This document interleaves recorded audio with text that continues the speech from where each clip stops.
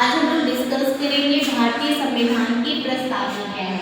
भारतीय संविधान की प्रस्तावना, इसको इंग्लिश में प्रेम्बल कहते हैं। प्रेम्बल का मतलब क्या होता है कि जब हम किसी पुस्तक को खोलते हैं तो उसका जो पहला पृष्ठ होता है उस पुस्तक के उद्देश्यों को स्पष्ट करता है। भारतीय संविधान की प्रस्तावना के विषय में के.एम. मुंशी ने कहा था कि भारतीय संविधान की प्रस्तावना संविधान की जड़ कुंडली है। वहीं पर अगर हम बात करें ठाकुरदास भार्गव जी, तो उन्होंने कहा था कि भारतीय संविधान की प्रस्तावना संविधान की आत्मा है। भारतीय संविधान की प्रस्तावना में अमेंडमेंट हो सकता है, संशोधन हो सकता है या नहीं, इस पर न्यायपालिका ने सबसे पहले 1960 में बेरुवाली बात में ये निर्णय दिया था कि भारतीय संविधान की प्रस्तावना में किसी भी प्रकार का संशोधन नहीं किया जा सकता है। भारतीय संविधान की प्रस्तावना के विषय में 1960 में बेरुवाली बात के बाद में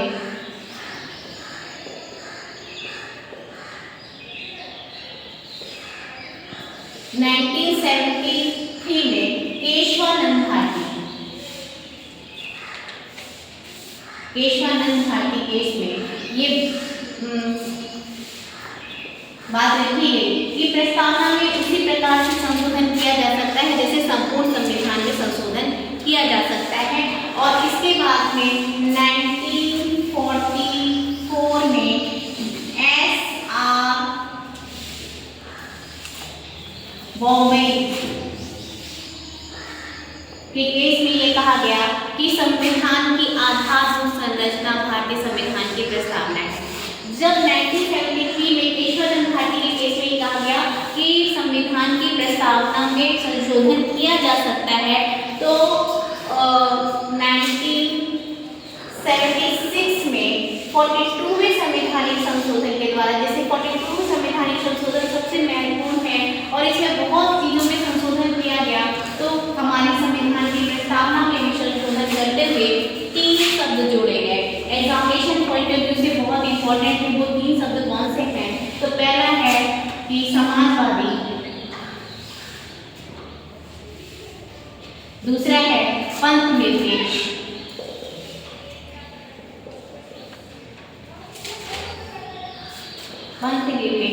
और चौथा है अखंडता, तीसरा है अखंडता।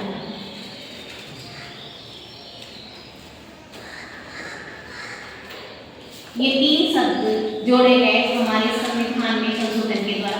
एग्जाम में पूछा जाता है कि प्रस्तावना में संशोधन के द्वारा कौन कौन से 3 शब्द जोड़े गए और कब जोड़े गए, तो ये बहुत इंपॉर्टेंट है एग्जामिनेशन पॉइंट ऑफ व्यू से। एक और चीज आती है कि भारतीय संविधान की प्रस्तावना में भारत शब्द का उल्लेख कितनी बार हुआ है, तो हम भारत के लोग भारत को संपूर्ण प्रभुत्व संपन्न, यानी कि 2 बार भारत शब्द का प्रयोग हुआ है। ये भी एग्जामिनेशन पॉइंट ऑफ व्यू से बहुत इंपॉर्टेंट है। भारतीय संविधान की प्रस्तावना हमें कितने प्रकार की स्वतंत्रता देती है? सामाजिक, आर्थिक, राजनीतिक, न्याय, 3 प्रकार के तो न्याय हमको मिलते हैं। न्याय हमको 3 प्रकार के मिलते हैं। कौन से? सामाजिक, आर्थिक, राजनीतिक, न्याय। और स्वतंत्रता हमको 5 प्रकार की मिलती है। सामाजिक, आर्थिक, राजनीतिक, धार्मिक, धर्म और उपासना की स्वतंत्रता। हमें 5 प्रकार की हमें स्वतंत्रताएं मिलती हैं भारतीय संविधान की प्रस्तावना में है।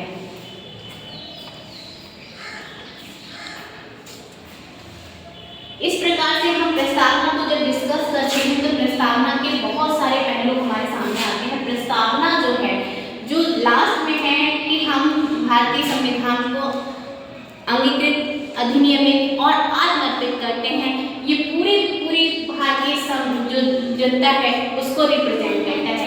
इस प्रकार से भारतीय संविधान के जितने भी मूलभूत